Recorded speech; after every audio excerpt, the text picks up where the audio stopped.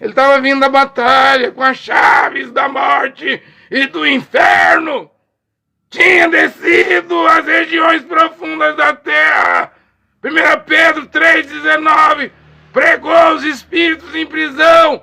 Aquele grupo lá do tempo de Noé que viu o profeta Noé pregar, como eu estou pregando hoje, linha sagrada, virgindade, santo matrimônio, virgindade, como eu estou a pregar hoje, contra divórcio, uniões ilegítimas. Eles não acreditaram em Noé. Hollywood não deixa, a televisão não deixa, mas Yehoshua foi lá, pregou, mas não salvou.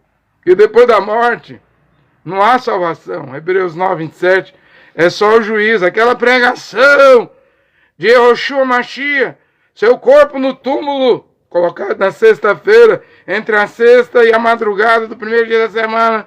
O que ele fez foi pregar os espíritos em prisões. Não adianta o doutor Augusto Nicodemo, presbiteriano, dizer: eu não creio que... Ele fala Jesus, eu falo Yehoshua, que ele foi no inferno, mas a Bíblia diz que foi. Foi. Leia o Salmo 24, leia Efésios, capítulo 4. Leia Pedro 3,19, 1 Pedro 3,19. Foi. Ninguém pode anular as escrituras. Vejo que a hora é a hora final. O rebanho é pequenino. Pouquíssimas pessoas vão ser salvas. Né? Os avivamentos passaram. Mesmo depois do Mombrana, que morreu em 65, quando Mombrana morreu, já tinha um deuteropentecostalismo. Após o movimento pentecostal, tinha um deuteropentecostalismo aqui no Brasil, com Casa da Bênção, Manel de Melo, Davi Miranda, Deus é Amor. E mesmo depois desse deuteropentecostalismo, veio na década de 70, 80 o neopentecostalismo. E as igrejas universal, mundial, internacional, Sara Nossa Terra, Renascer, Luz para os Povos, Videira. Não tem mais nada para vir. Simplesmente não tem mais nada para vir. Né? Não diz o Apocalipse que a igreja de Laodiceia, no fim, seria morna? Estou ao ponto de vomitar-te da minha boca. Ou seja, é o que as igrejas iriam causar ânsia de vômito em Yehoshua. O rei Saul não teve jeito, né? Ele empurrou a espada dentro dele, né? No caso aqui, não se repetiu o que repetiu com Saul. Embora Saul ainda tinha vida em si mesmo e o Amalequita matou Saul, depois Davi. Você matou mesmo, Saul? Matei. Então, mata esse rapaz, porque Saul era ungido de Deus. Eu cortei a orla do vestido de Saul e doeu meu coração, porque não se pode levantar contra o ungido do Senhor. Não maltrateis, toqueis nos meus profetas e nem nos meus ungidos. Saul era um rei ungido por Samuel. Davi teve ele na mão de Davi, mas Davi não matou. Algo impediu Davi. E esse Amalequita matou Saul, e Saul está salvo. Mesmo ele indo naquela sessão lá espírita. A sessão é espírita. A pitonisa é uma bruxa, uma feiticeira espírita. Mas quem vem ali não é o demônio, é Samuel mesmo, porque ali era sangue de bodes e touros. E o paraíso não era em cima, como é hoje, na sexta dimensão. O paraíso era aqui embaixo da terra. Só depois da ressurreição, não lembra do rico e o Lázaro? Havia um abismo separando os perdidos, o rico no ar, na mansão dos mortos, com a língua queimando lá, naquele tormento. E Lázaro, ele conseguia ver Lázaro. Hoje quem está na quinta dimensão, no inferno, não vê quem está no paraíso, porque Yehoshua Mashiach, quando ressuscitou, levou, subindo ao alto, levou cativo o cativeiro, em outras palavras, transportou o paraíso de debaixo da terra para cima, cumprindo o Salmo 24, abra os portais eternos, entrará o Rei da Glória, Yehoshua Mashiach. Quem é o Rei da Glória? É o Senhor dos Exércitos, poderoso, que vem da batalha. Ele estava vindo da batalha com as chaves da morte e do inferno. Tinha descido às regiões profundas da terra. 1 Pedro 3,19, pregou os espíritos em prisão. Aquele grupo lá do tempo de Noé que viu o profeta Noé pregar, como eu estou pregando hoje, linha sagrada, virgindade, santo matrimônio, virgindade, como eu estou a pregar hoje, contra divórcio, uniões ilegítimas. Eles não acreditaram em Noé. Hollywood não deixa, a televisão não deixa, mas Yehoshua foi lá, pregou, mas não salvou, porque depois da morte não há salvação. Hebreus 9, 27, é só o juízo. Aquela pregação de Yehoshua Mashiach, seu corpo no túmulo, colocado na sexta-feira, entre a sexta e a madrugada do primeiro dia da semana. O que ele fez foi pregar os espíritos em prisões. Não adianta o doutor Augusto Nicodemo, presbiteriano, dizer: eu não creio que... Ele fala Jesus, eu falo Yehoshua, que ele foi no inferno, mas a Bíblia diz que foi. Foi. Leia o Salmo 24, leia Efésios, capítulo 4. Leia Pedro 3,19, 1 Pedro 3,19. Foi. Ninguém pode anular as escrituras. E transportou o paraíso para cima. Quem é esse santos que subiu com ele? Ora, Mateus 27, 53, diz que na hora da morte ele deu um alto grito lá. E muitos santos que dormiam no túmulo, no sepulcro, ressuscitaram na madrugada do primeiro dia da semana. Isso aí era Abraão, Sara, Jó, Isaac, Jacó, José, né, que fez seus ossos voltar para Israel. Jacó mesmo, que morre no Egito e pede para o seu corpo ir para Israel. Eles acreditavam que na ressurreição do Mashiach, eles também viriam junto, e vieram para cumprir o Salmo 24. Hoje se vai na sepultura de Davi, mas Davi não está no túmulo. Hoje se vai na sepultura de Abraão. Abraão não está no túmulo, ele ressuscitou na madrugada do primeiro dia da semana. Vai na sepultura de tal homem de Deus, mulher de Deus, já levantaram. Os santos do Velho Testamento já ressuscitaram. Já houve um primeiro rapto, haverá o segundo rapto, que é dos santos da igreja, do Evangelho de Paulo, de Yehoshua. Depois haverá o terceiro rapto, que é o de Moisés e Elias. Tem 3 arrebatamentos no Novo Testamento, 3 no Velho.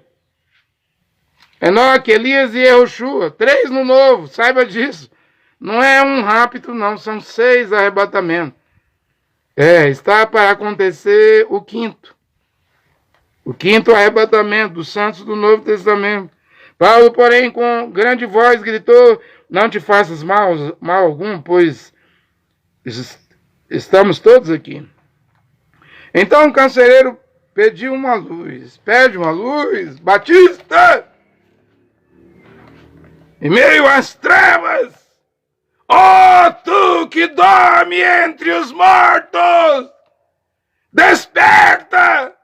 Desperta-te por causa do Mashiach, por causa da hora da meia-noite. Pede uma luz. Luterano, pede uma luz. Você vai morrer nessa organização.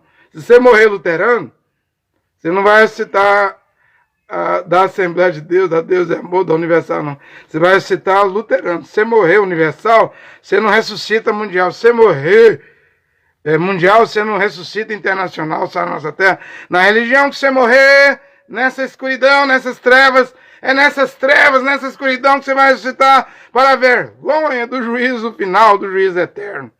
Pede uma luz no fim do túnel, uma luz nesta hora de escuridão. William Branham não disse que o anjo do Senhor entrou no tabernáculo, diante de 400, 500 pessoas, desenhou as 7 eras da igreja. O Papa de Roma, em 61, não foi a Jerusalém, não houve um eclipse da lua, 7 fases da lua, embora na 7 eras da igreja deixou uma luzinha assim, em Laodiceia, mas ela toda está escura.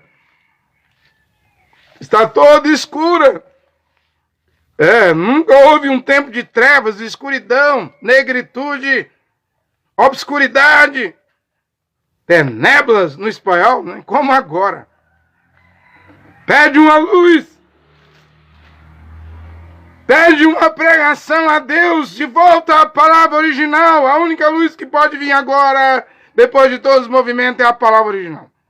É pregar de acordo com o que está escrito. A Bíblia quer dizer o que ela quer dizer, sem interpretação humana, sem ideia, sem essas minhocas da cabeça de teólogo, de teologia, de judaísmo, de cabalá, de Talmud. Então o carcereiro pediu uma luz. Pede uma luz! Pede uma luz que Deus lhe dará. Entrou e todo trêmulo. Ei, amnésia espiritual. Se você pudesse saber que dentro da sua organização você está morto, você está morrendo, você está indo rumo ao Lardes, ao Tártaro, à Giena de Fogo, ao Guié-Rinom. Mas não fica um ano no Guié-Rinom, como diz a Cabalá, não. O livro de Zohar, no Talmud de Cabalá. Se você soubesse, e olha aqui, por que não fica um ano? Na Giena de Fogo, no Hades, no Tártaro, no Abismo. Gente, tem um milênio aí, qualquer um for para o inferno, se o rapto está próximo, nada vai ter que ficar 1000 anos, porque só vai voltar no trono branco. Caim está lá, dentro do inferno há 5.000 anos, pelo menos mais de 1000 anos vai ter que ficar. Quem está morrendo hoje indo para o inferno. Porque não vai ressuscitar. E tem 1000 anos na terra de milênio, né? É claro que se você crê em Yehoshua, você será salvo, tu e a tua casa. Mas para você crer nele, você tem que sair do sistema de igreja. Porque ele diz, eis que estou à porta e bato. Está fora das igrejas. Quem tem ouvido ouça o que o Espírito diz às igrejas. A palavra está fora. Eles têm a Bíblia, mas não seguem a Bíblia. Estão cegos. Se um cego guiar outro cego, os dois cairão no buraco e no buraco do inferno. Depois da morte. É tanto que o cavalo que está operando, manifestando hoje, é esverdeado. A morte, o Hades, né? E o inferno segue, né? Morte espiritual, as igrejas hoje. Olha, vamos voltar a responder essa pergunta, o que eu devo fazer para ser salvo, como ser salvo, o que é preciso fazer para ter a salvação. Eu quero ser salvo, me responde. Vamos responder de acordo com Atos. Capítulo 16, versículo 31. Crê no Senhor. Ele é Yehoshua hoje, o único Senhor. O Senhor dos senhores será salvo tu e tua casa. É isso que é a resposta. Se com tua boca, Romanos 10, 9, confessares que Yehoshua é o Senhor, para a glória de Deus Pai, crê que Deus o Pai, Jeová, o ressuscitou dos mortos, Paulo diz, será salvo. Vamos responder a maior pergunta que um pecador pode fazer, um pagão pode fazer, um religioso pode fazer, um igrejeiro, frequentador de igreja, pagador de dízimo, oferta, esses que dão a bicicleta, o carro, aliança, o celular, televisão, dão a chácara, a fazenda, quando perguntarem o que é preciso para ser salvo, vamos responder o que Paulo ensinou. Em cima da linha, em cima, na risca, na escritura, é crer no Senhor Yehoshua. É confessar Yehoshua como o único Senhor. É o Senhor dos senhores, né? E crendo que Deus ressuscitou dos mortos, então você vai ser salvo. Defenda as Escrituras. Defenda a palavra de Deus. Defender a Bíblia é defender a palavra do Pai, Jeová. Defender a Bíblia, o que Paulo ensinou, pregou. A igreja, Efésios 2:20, está edificada, primeiro, sobre o fundamento dos apóstolos. Em segundo lugar, os profetas. Profetas não estão em primeiro lugar na igreja. 1 Coríntios 12, primeiro apóstolo, segundo profeta, terceiro doutores. Aí tem governo, curas, língua, tem 8 degraus de hierarquia. Mas primeiro é os apóstolos. Ninguém deve colocar outro fundamento, exceto esse que Paulo colocou aí, 1 Coríntios 3. O fundamento é o Mashiach. Se você seguir a sã doutrina de Paulo, construir em cima do alicerce de Paulo, Ainda que você não receba galardão, sua obra seja de palha, de madeira, vai ser queimada no tribunal do Machia. Contudo, Paulo diz, será salvo como que pelo fogo. Ou seja, existe salvação no evangelho de Paulo. Mas quem vai voltar ao evangelho de Paulo? Qual a mulher que quer colocar o véu em público? Não é só para orar e profetizar, não. É em público, é um sinal. Não é só ter a cabeleira, o cabelo longo. Nunca cortar o cabelo, a mulher. Além do cabelo, colocar o véu. Já expliquei aqui a diferença do tecido feito numa fábrica de confecção que vem do bicho da seda, do algodão. E expliquei dessa glândula na pele que faz nascer pelo, cabelo. Véu e cabelo são diferentes. O véu é artificial, mas deve colocar. O cabelo é natural.